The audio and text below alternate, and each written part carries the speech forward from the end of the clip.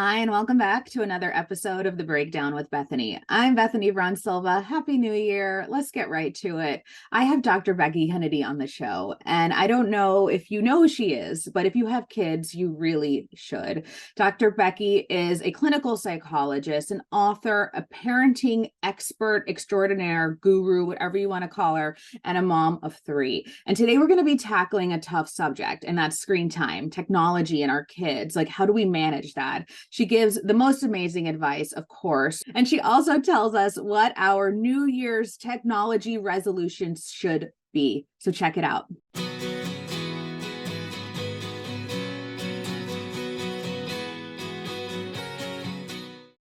Okay, so I just have to start by saying I've been a parenting journalist for over a decade. So you are very important to our community. So thank you so much Thank for all of your you. incredible insights and everything like that over the years. I also follow you on social media. So that is, sort of like where I get sort of my daily dose of, parenting tips. And actually that also brings me to like what we're here to talk about, right? Social media, how we're managing tech for our kids.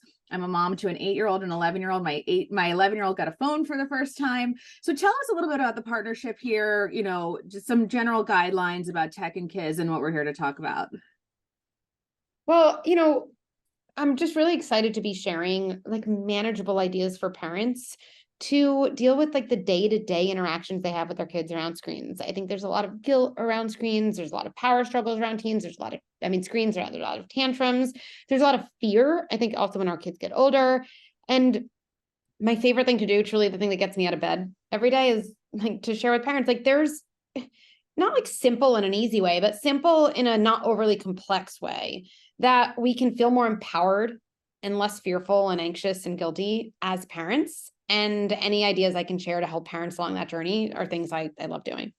Yeah, it is. And it's such a conversation that we're like constantly having, but that we're also constantly having to reevaluate, right? So tech, is not the same as it was a year ago. And it certainly changes as our kids get older. So what are some conversation starters around tech or like, device usage for kids who are in that elementary school age that maybe you gave it to them, like for instance during the pandemic it was kind of like all bets are off, you can have as unlimited I've had time, but now we want to pull that back, right? So what are some conversation starters for that? I think the first conversation starter, and I really mean this, is the conversation we have with ourselves. Okay. Because I hear this from parents all the time. My kids had so much screen time during COVID, or my kids had so much screen time during the last 3 weeks of sickness, or we went on a vacation. My kids got used to, they were on their Amazon Fire for like 5 hours a day. And then they'll say to me, I know it's not working, but like, I don't know, what am I going to do? Okay. This is the moment I love interviewing with parents. Okay. One of the best parts about being a parent is that you can change your decisions at any moment. That's actually an amazing part about being an adult. It really is. Now, that's to say I recommend parents every day saying, what random rules can we change and surprise our kids with? No, of course not. But I really do liken it to being the pilot of a plane. Like if I was a passenger on a plane and I was supposed to fly to Los Angeles, and my pilot thought we had to make an emergency landing in Missouri, I would not be happy. I'd probably say, no, don't do that. But also, if the pilot refused to make an emergency landing because they were worried the passengers would be upset, I'm pretty sure we'd all say like, yeah, that's like definitely not the pilot we want, because sturdy leaders are able to make unpopular decisions that they know are in the best interest of their passengers. And it's the same thing with the parent. And like, I would remind yourself as a parent, wait, if I know something's not working, if I know the flight path I'm on is not going to take me to a successful destination, it's my job to change the flight path. And it's not my kid's job to be upset. No kid is going to say, Mom, you're right. I've been on my screen too much. Really appreciate your sturdy leadership. Thank you for holding my long-term. We can hope, right? Mind. We can hope, totally. But what's actually really empowering as a parent, say, wait, I don't need that. Because the more I convince myself, Becky, I know it's right. I know it's been too much screen time, not because I feel guilty, not because I'm a bad parent, just because I'm watching my kids' behavior, or like, I just don't think this is good for them. And when you actually give yourself that grounding and give yourself that confidence and almost you're validating yourself, you actually don't need it from your kid. And then you can say to your kid, hey, I want to let you know our screen time situation is going to change. We did it a lot in the last number of weeks. That's not a problem. That happens sometimes. It's just going to be the time that we kind of do things in a different way because this amount of screen time just isn't working in our family. I don't need you to understand it. In fact, I don't even really need you to like it. That's okay. I wouldn't like it either if I was a kid. It is going to change. And here's what you can expect starting today. And you can see it, and I'm modeling it. It's hard in a news article because it's not just the words, it's actually kind of like my tone and pacing. It's not mean, but I think you hear me, Bethany, like you're like, Becky's no joke. Like I think she means what she's saying. Right. And then our kids actually feel very comforted. They're not going to say it, but they feel comforted, just like we would on a plane that we have a pilot who, is able to make tough decisions. And so that's number one. Number two, after you are able to kind of give yourself permission and give yourself validation, giving your kids clarity is so important, right? We think our kids melt down because we take screens away. There's things about how we take them away and how we end screen time that I think can go over. But a lot of times our kids melt down because there's a big gap between their hope of how much screen time they're going to have and then the reality. Right. And just like you, if you sat down, if you have a partner or a friend and you started some TV show and you're so into episode 1 and you're like, oh, we're going to binge watch it tonight. Like, this is going to be amazing. And then randomly your partner's like, bedtime. Like, you'd be like, right. But if before the first episode, your partner's like, hey, I'm tired. And like, I know you, like, you like to binge watch things. Like, I have one episode in me at most. You would still be upset, but I think we all know would be totally different. And so telling your kids in advance, hey, you're about to watch, Angry Birds or whatever their show is. Like, look, you can watch one show. I know at the end you're going to want to watch another. We can take a picture of the episode and I'll remember the name of it for tomorrow. It is going to be over no matter what. That's so, so important in your communication. Yeah, I mean, something that I noticed with my own kids and just being in this sort of parenting world for so long is like so much of the hard work has to come up front, right? You want to kind of like get it in the beginning. And also, one of the things that I love about the Amazon devices, and we're big time users of it at home, it's not only the sort of like all the parental controls and everything, I can really see what they're getting into, but the fact that we can use them together. So, can we talk a little bit about that? That's kind of a nice way to almost like destigmatize, right, screen time, right, if we're doing it together. I love that you're bringing that up because that's actually another big point around the meltdowns, right? So I know in my house, if my kid has a big screen time meltdown, it's often because I end it this way. Like, my kid's on their screen, I'm not engaged. I'm like in the kitchen.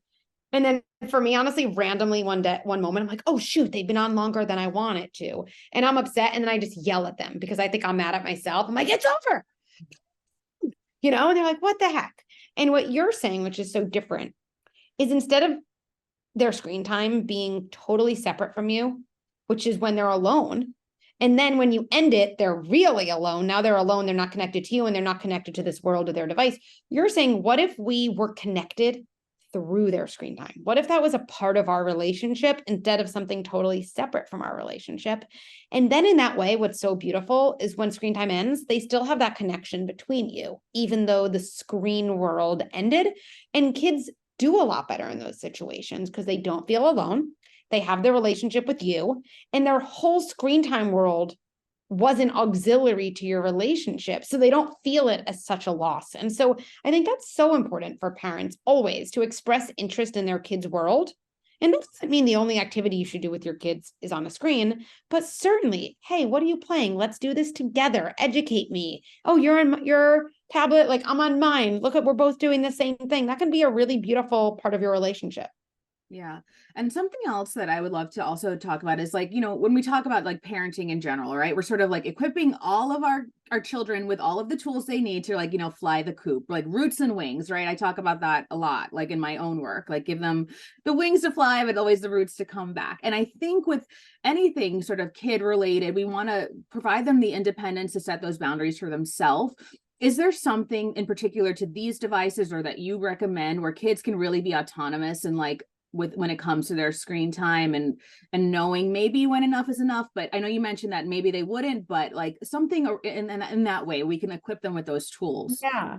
I love the idea of equipping them with a way of feeling a little more independent and in control.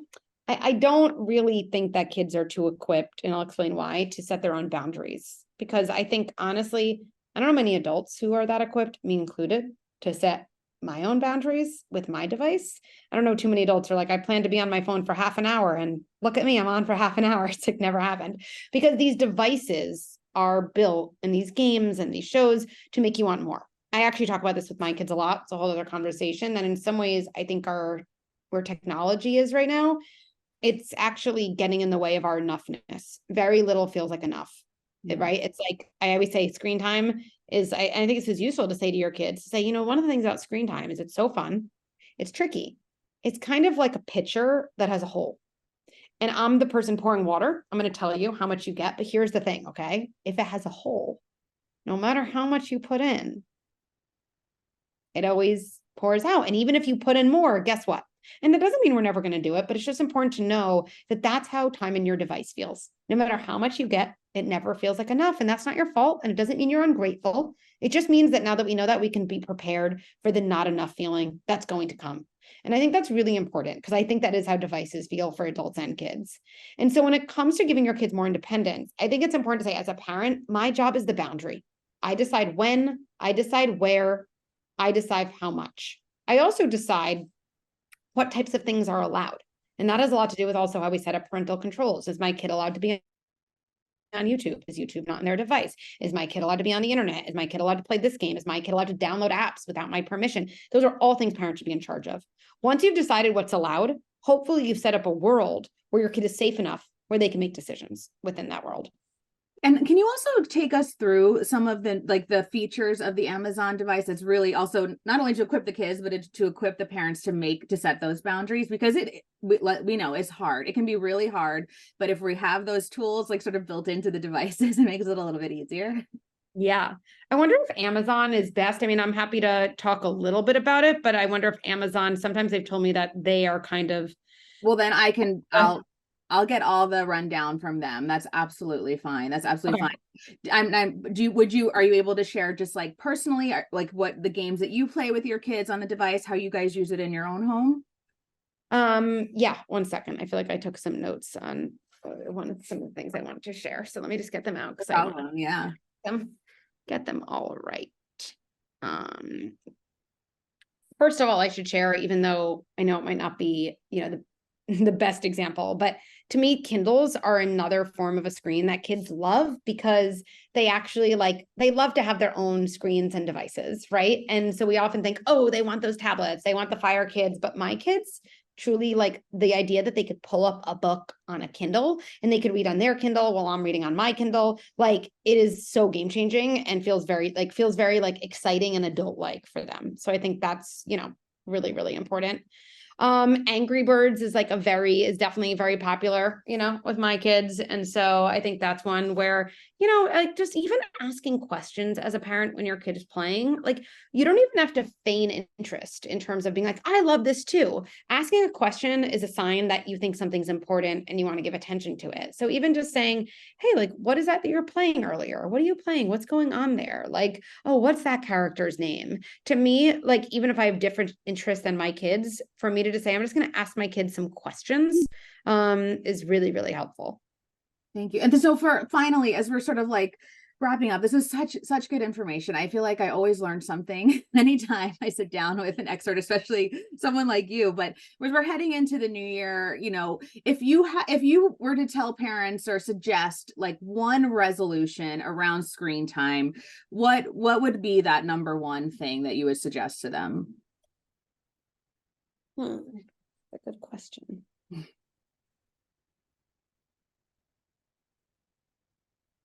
I'm going to say 2. Is that okay? Absolutely.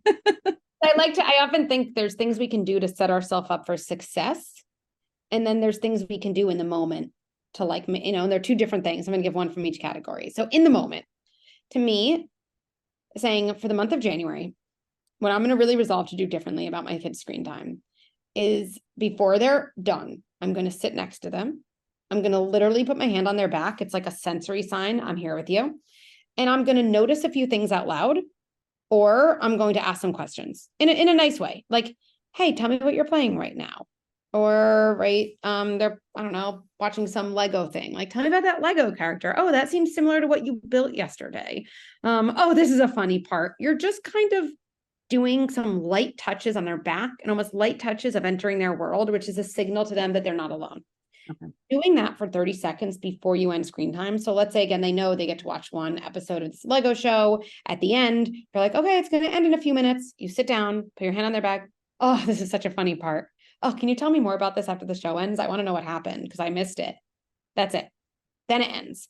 And your kids' transition into their post screen time life is going to be so much smoother because you've eased it with your connection. So that's there.